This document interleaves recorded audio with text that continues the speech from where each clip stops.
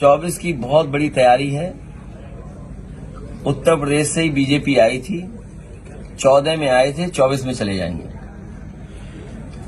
और सवाल वैसी के वैसे हैं। आप यहाँ जहाँ हम लोग बैठे हैं, समाजवादी पार्टी के कार्यकर्ता हैं, उनके कार्यक्रम में हम लोग शामिल होने आए हैं। आसपास सब किसान रहते हैं, जो हम लोग आप लोग बैठे दिख रहे हैं, सब किसान हैं। बीजेपी वाले बताएं कि आय दोगुनी हो गई, क्या धान खरीदा गया।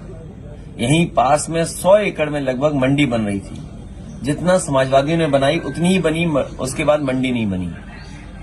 सुना है यहाँ पर जमीन चिन्हित की जा रही है, नोटिफिकेशन हो रहा है कि कोई इंडस्ट्रियल हब बनेगा। अरे बीजेपी वालों, कब झूठ बोलना बंद करोगे? आपने कहा कि बुंदेलखंड में मिसाइल बनेगी, टैंक बनेंगे, बम बनेंगे। अभी तक बुंदेलखंड में एक सुतली बम नहीं बना पाए बीजेपी के लोग।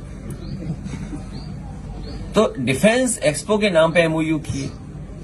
अभी मुख्यमंत्री जी कह रहे थे, हालांकि मुख्यमंत्री जी का एक डायलॉग बहुत लोकप्रिय है, 46 में 56, लेकिन उसके बावजूद भी वो कह रहे थे कि 40 लाख करोड़ का एमओयू हुआ है। आखिरकार जमीन पर कितना पहुंचा है? और अगर जमीन पर पहुंचा है तो कितने लोगों को नौकरी और कितने लोगों को रोजगार मिला है उस एमओयू के माध्यम से? सुनने में तो ये आ रहा है कि एमओयू जिन्होंने किए थे उन्हें अधिकारी ढूंढ रहे हैं। हो सकता है कुछ दिनों के बाद एसटीएफ ढूंढे, क्योंकि वो मिलने वाले नहीं है।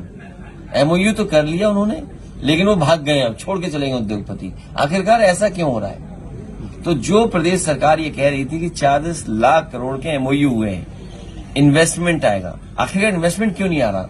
और फिर इन्वेस्टमेंट इटावा में क्यों आएगा? जाने क्या क्या बातें चलाई जा रही हैं। आपको पीछे मुड़ के भी देखना चाहिए। एक समय पे आपने इत्र व्यापारी क्या पैसा पकड़ा था, और समाजवादी पार्टी को बदनाम करने के लिए या समाजवादी पार्टी पर आरोप लगाने के लिए बाकायदा एक प्रोपेगेंडा किया गया।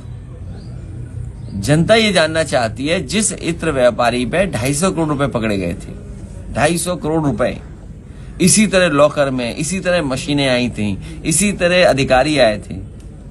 सुनने में आ रहा है कि उसका पैसा वापस कर दिया। तो आखिरकार क्यों पैसा वापस कर दिया? अगर पैसा नहीं वापस किया है तो सरकार बताए, जिसके यहाँ 250 करोड़ रुपए पकड़े गए थे, जिसपे आरोप लगे थे बेईमानी के, भ्रष्टाचार के, तो आखिरकार सरकार ने क्यों वापस कर दिया?